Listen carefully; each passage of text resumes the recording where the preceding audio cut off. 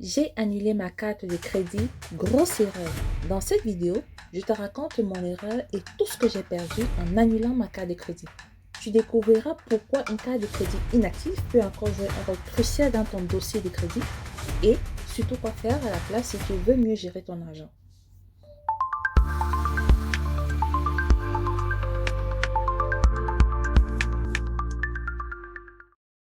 Bienvenue sur ma chaîne Ange au micro, la voix qui éclaire ton quotidien.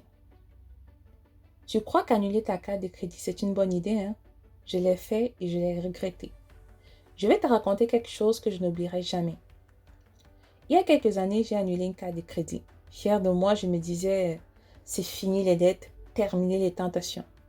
Je pensais avoir fait le bon choix. Mais j'avais oublié une chose essentielle. Ce petit morceau de plastique, c'est pas juste une carte. C'est un outil puissant pour construire ton crédit, ton dossier financier, ton avenir. En l'annulant, j'ai fermé une porte sans le savoir. Donc, avant que tu fasses la même erreur que moi, écoute bien ce que tu t'apprêtes à perdre. Une carte de crédit, c'est quoi pour ceux qui ne le savent pas? Une carte de crédit, c'est de l'argent que la banque te prête temporairement. Tu l'utilises pour acheter maintenant et tu rembourses plus tard. Mais attention, ce petit bout de plastique a un énorme pouvoir. Il peut construire ton avenir ou te le bloquer. Alors, si tu pensais à la couper ou à l'annuler, écoute bien ce que tu t'apprêtes à perdre.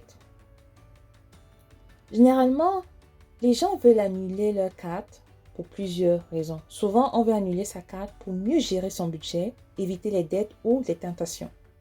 Et sur le moment, ça semble logique. Moins de cartes, moins de risques. Malheureusement, c'est une erreur que beaucoup regrettent plus tard. Les vraies conséquences d'une annulation d'une carte de crédit, c'est quoi? Premièrement, tu fais chuter ta cote de crédit. Quand tu fermes une carte, tu réduis ton crédit total disponible. Et si tu as encore des dettes ailleurs, ton ratio d'utilisation augmente et les banques voient ça comme un risque. Prenons mon cas. J'avais 3 cartes de crédit par le passé, chacune avec une limite de 3 000 $. Donc, au total, j'avais 9 000 $ de crédit disponible. À ce moment-là, je devais 1 800 $ au total. Mon ratio d'utilisation était de 20%, c'est-à-dire 1 800 $ de dette que tu divises par les 9 000 $. Parfait, là, il n'y avait aucun problème. Les banques aiment ça quand tu restes en dessous de 30%. Mais un jour, je me dis, allez, je simplifie ma vie, je ferme une carte. Une de moins, un souci en moins, non? Grosse erreur. En fermant une carte, j'ai perdu 3 000 $ de crédit disponible. Donc, je suis tombée à 6 000 $ de limite totale. Donc, ma dette restait encore 1 800 $. Mon nouveau ratio d'utilisation est passé de 20 à 30%. Donc, 1 800 $ que tu divises par les 6 000 $, ça équivaut à 30%. Quelques semaines plus tard, je fais une demande pour un prêt auto. Réponse, votre crédit est trop faible pour obtenir le meilleur taux. Soit on m'accorde avec un taux d'intérêt très élevé, soit les paiements mensuels deviennent très coûteux. Et tout ça parce que j'ai fermé une carte sans penser à l'impact. Parfois, fermer une carte peut nuire à ton dossier. Même si tu crois bien faire, garde tes cartes ouvertes, surtout les plus anciennes. Et reste toujours en dessous de 30%, voire mieux en dessous de 20%. Quand tu utilises une grosse partie de ton crédit disponible, ça montre aux banques que tu dépenses beaucoup de l'argent emprunté. Les banques voient ça comme un risque élevé. Ça peut vouloir dire que tu as du mal à gérer ton budget ou tu manques d'économie. Ça peut faire baisser ta cote de crédit. Ça, c'est l'une des premières conséquences. Deuxième conséquence de l'annulation d'une carte de crédit, c'est que tu perds l'historique. Si c'est une carte que tu as depuis longtemps, elle compte dans ton ancienneté de crédit. L'annuler, c'est effacer une partie de ton dossier. Quand tu as une carte de crédit depuis longtemps, ça montre aux banques que tu sais gérer ton crédit sur une longue période. C'est un peu comme une expérience de confiance.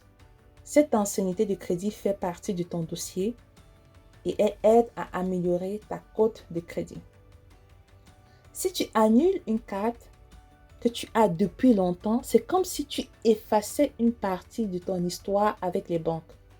Elles voient moins d'expérience et ça peut faire baisser ta cote de crédit. Garde tes cartes anciennes, ok? Donc, garder ces cartes anciennes aide à montrer que tu es fiable depuis longtemps. Les annuler, c'est perdre ce bonus d'expérience. La troisième conséquence d'annulation d'une carte de crédit, c'est moins de confiance des prêteurs. Dans mon cas, quelques mois après avoir annulé ma carte, j'ai voulu faire un prêt auto. Surprise, refusé. Pourquoi? Mon score de crédit avait chuté. Je n'avais pas compris que cette carte, même si je ne l'utiliserais plus, jouait un rôle clé. Elle prouvait que j'étais capable de gérer une ligne de crédit sur le long terme. Elle augmentait l'ancienneté de mon dossier. Elle montrait ma fiabilité. Donc, en annulant, j'ai réduit mon historique, j'ai augmenté mon taux d'utilisation de crédit. Résultat, mon profil était devenu soudain moins solide aux yeux des banques. Moins de crédits disponibles, moins d'historique, plus de risques équivaut à moins de chances d'avoir un prêt pour une voiture, une maison ou même un téléphone à crédit. Quand tu fermes une carte, tu as moins de crédit total disponible. Tu perds aussi une partie de ton historique de crédit.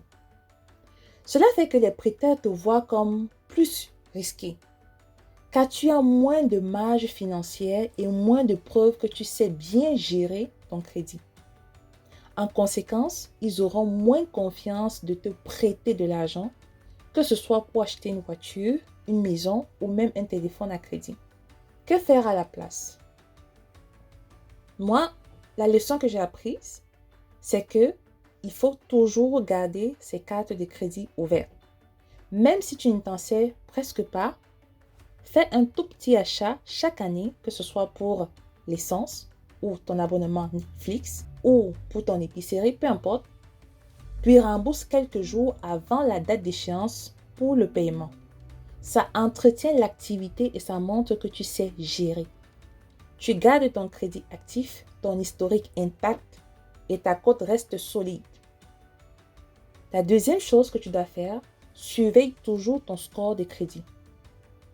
Tu peux utiliser une application ou ton espace bancaire pour checker ton score de crédit tous les mois. Au Canada, tu peux consulter ton crédit soit à Equifax ou à TransUnion. Si tu surveilles ton score régulièrement, tu peux repérer rapidement un problème et corriger le tir avant que cela ne te bloque. Par exemple, si tu surveilles ton score régulièrement, tu peux repérer rapidement un problème ou corriger le tir avant que ça ne te bloque. Par exemple, si tu veux faire un prêt ou louer un logement.